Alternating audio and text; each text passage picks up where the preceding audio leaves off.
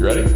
Yeah, shoot. All right, welcome to, we haven't even named this thing yet, so we need to actually come up with a name, but it's basically One South's first attempt at podcasting.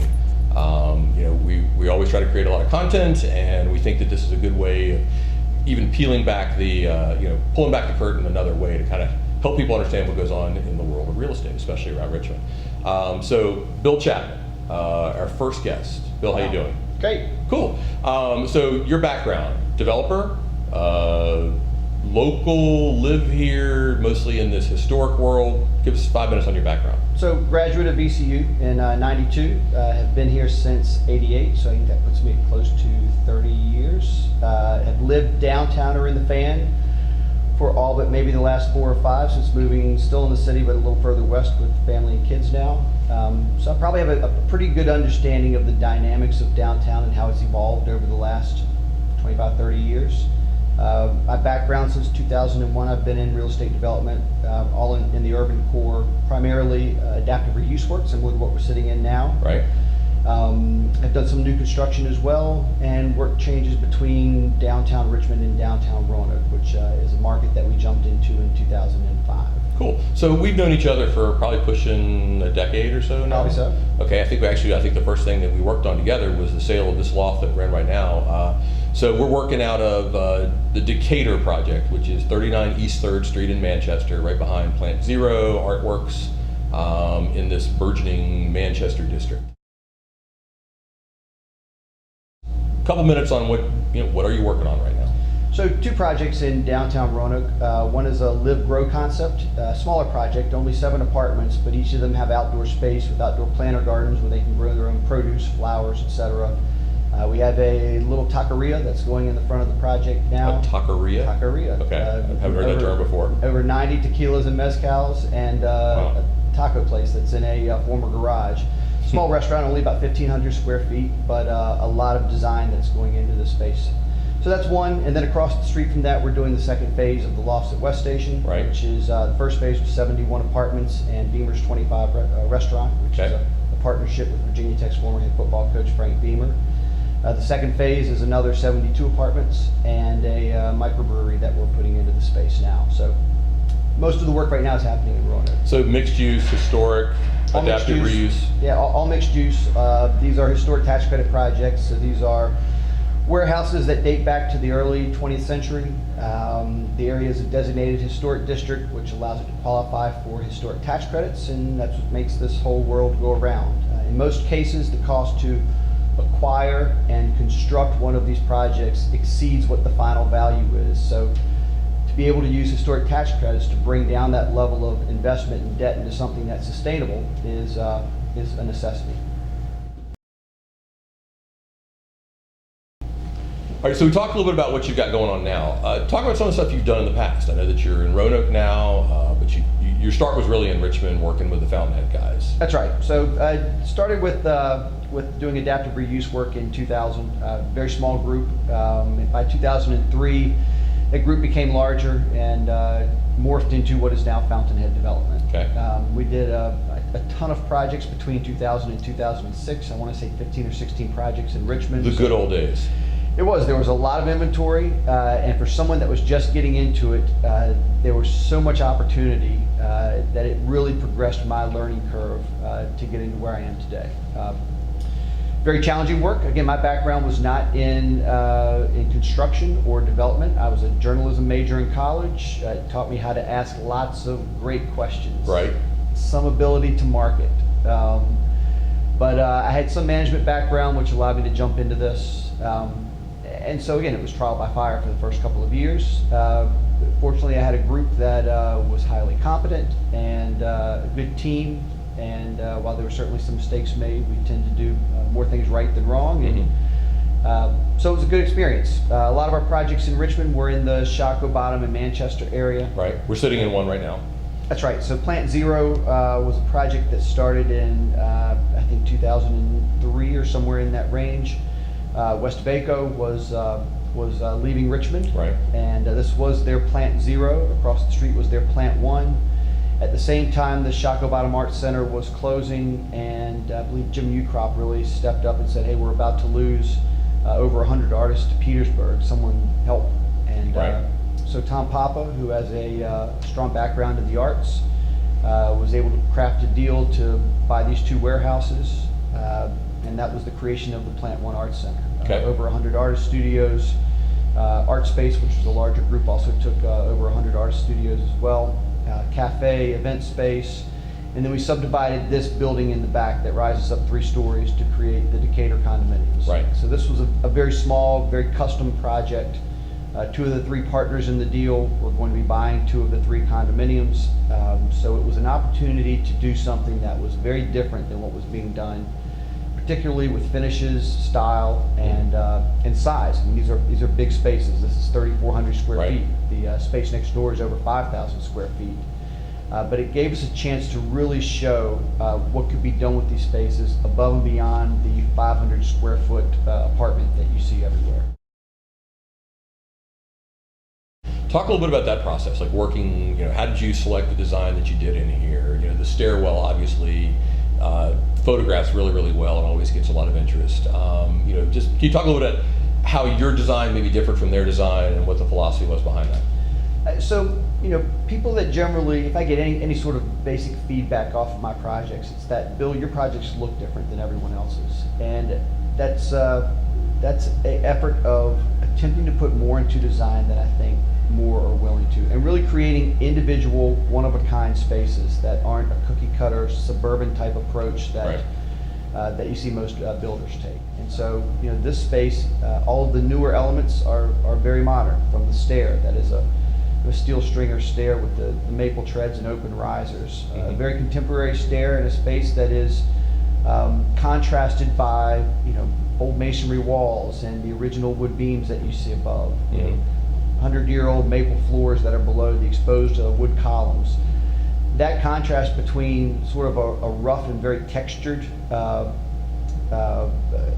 older element versus something that is new and clean, again, that struggle or contrast between those two, to me, is very interesting. We get a lot of questions a lot of times when we're doing some of these projects and representing them. Developers will come and they'll say, hey, what style should this have? Should we do something that really is extremely modern? Should we do something that's more period? Should we do something that's historically compatible? What are your thoughts along those lines? So I'm in agreement with historically compatible, but probably in a different meaning than what most would interpret. To me, what is compatible in a historic neighborhood is not something that replicates history. It is something that is cognizant of scale, Right. of massing, of materials. When you say massing too, I think a lot of people I hear that term tossed around a little bit, but I'm not sure everybody kind of knows what that means. So if I'm in a neighborhood of townhomes that are roughly 25 to 30 feet wide a piece, I would want, if I'm going to put in some type of development that is trying to fit into what that is, I want my scaling and my massing to be similar. I may be doing something that's much larger, call it 150 feet wide, but I'm breaking up that scale by creating inlets in the original design that give me some of that same 25 to 30 foot type of widths across the front. Right. So that's mostly it. Okay. When it comes to materials, I don't take a very literal approach to materials. I look at what the palette is. So for instance, the Citizen 6 project. Right. That was a project that was in the middle of the fan, or is in the middle of the fan. 100-plus-year-old homes. The homes that were on Floyd Avenue in that general range of where we were primarily masonry, but also had more wood-sided homes on that 3 or 4 block stretch than any other stretch in the fan. Right. So what's important to me are masonry clearly has a home. Doesn't have to be the same red brick or painted brick that you see in all the other homes, but masonry has a home. Right. Wood siding has a home. It may not be lap siding like you would have seen done 100 years ago. It might be tongue and groove, and instead of painting it, it is clear coated so that you can see the brilliance of the wood. Windows, bay windows are a big feature in the fan. So, our bay windows are true bay windows, but they may not look exactly like the bay windows that are on 100-year-old homes. Right.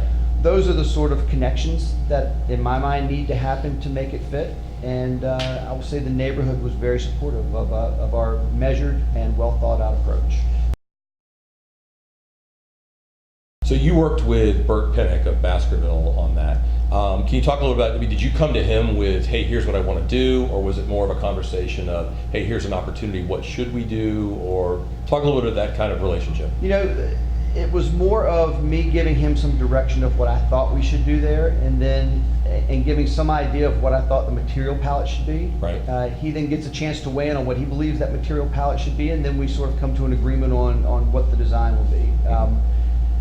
Bert is a exceptional designer. I've worked exclusively with him for the past 10 plus years on every project. We have a great working relationship, and his mindset towards development is fairly similar to mine. So you've been doing this for Close to 15 years. 15 years. Okay, so Bill of 2001 and Bill of 2016.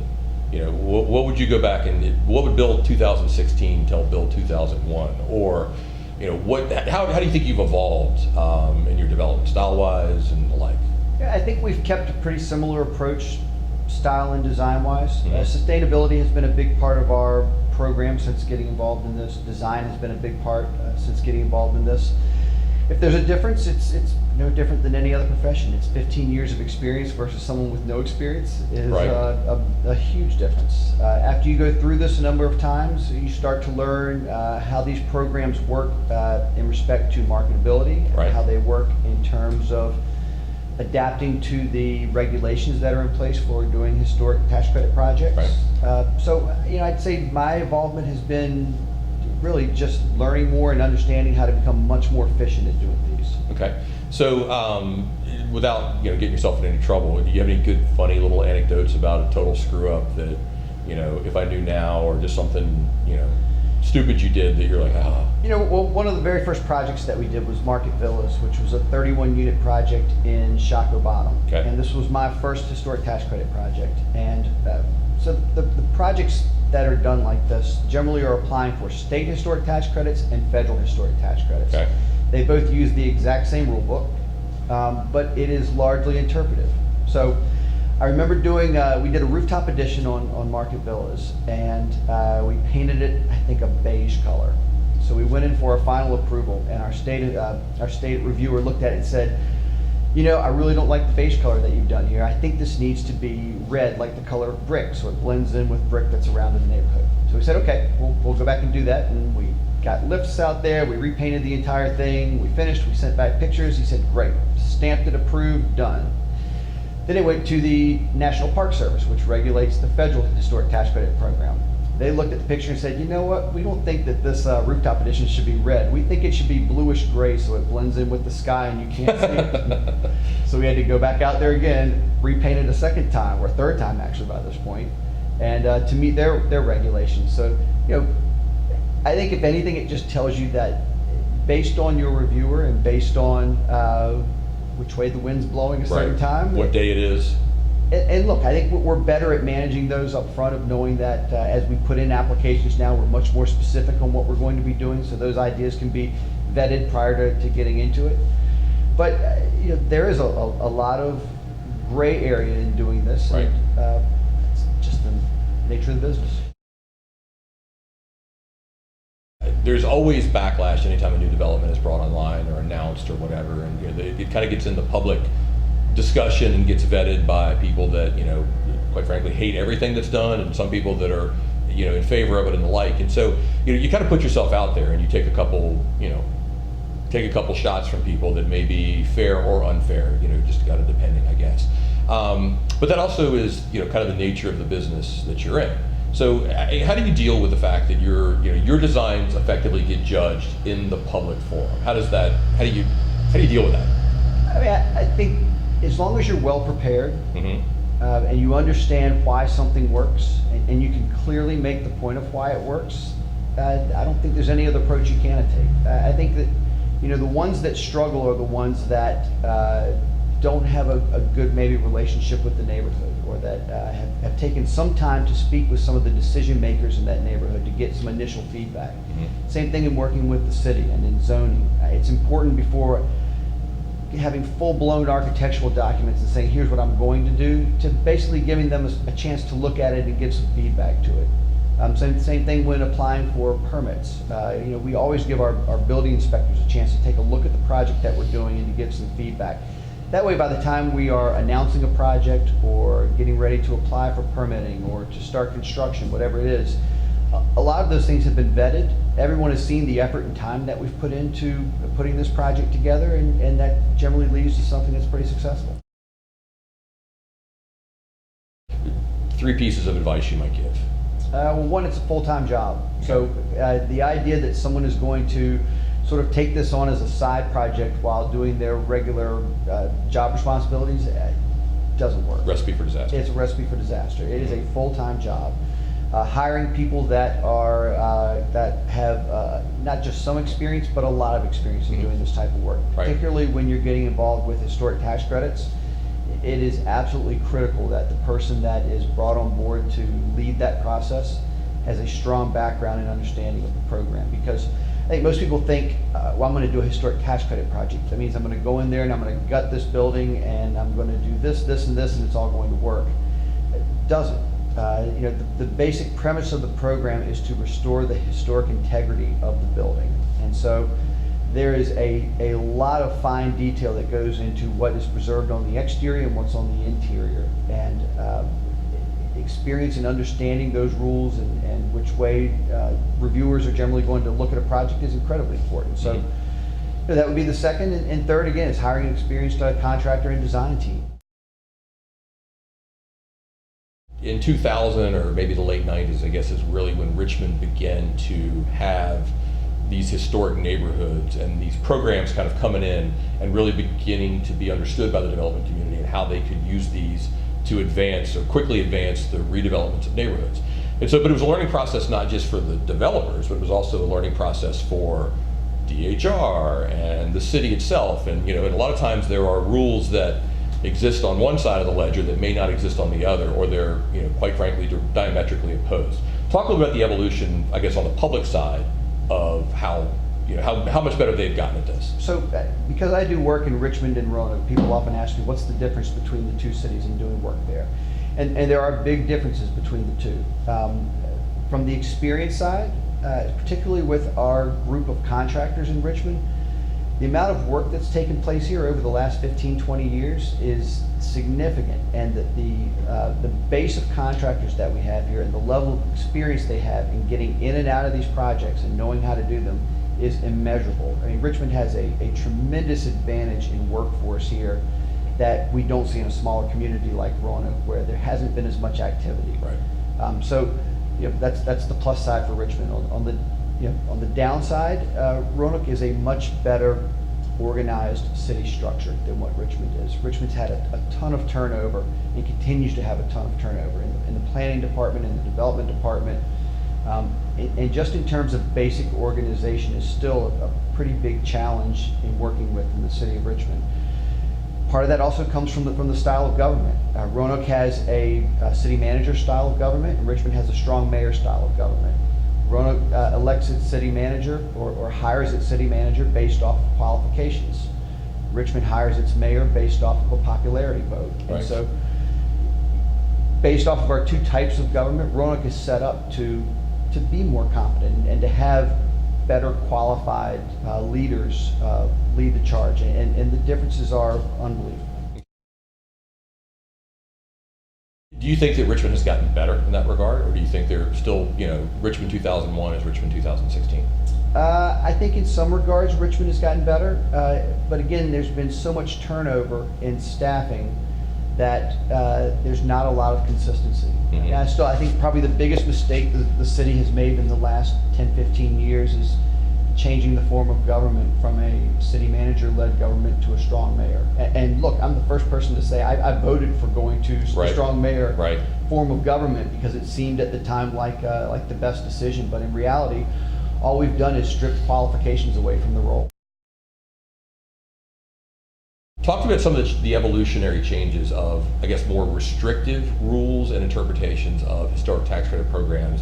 So, the rules are fairly vague on purpose. I mean, the idea that there can be a one approach to doing historic rehabilitation isn't realistic, and so the rules are written that way.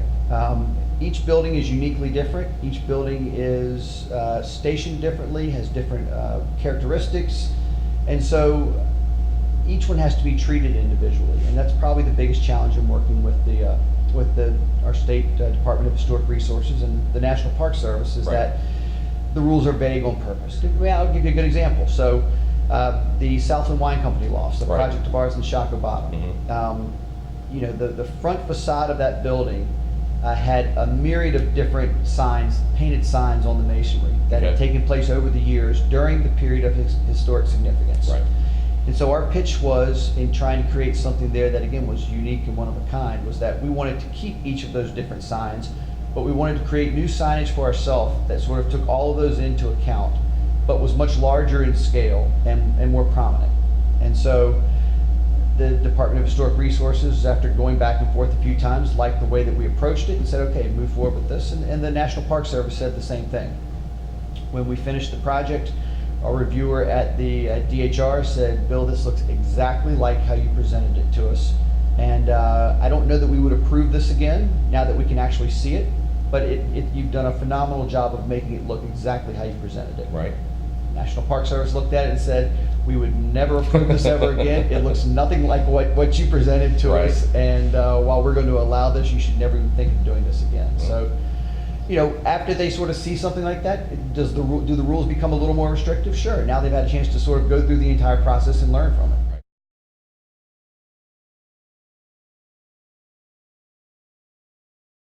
If you were mayor for a day, okay, you get whatever, right? Just no repercussions, do what you want to do for one day.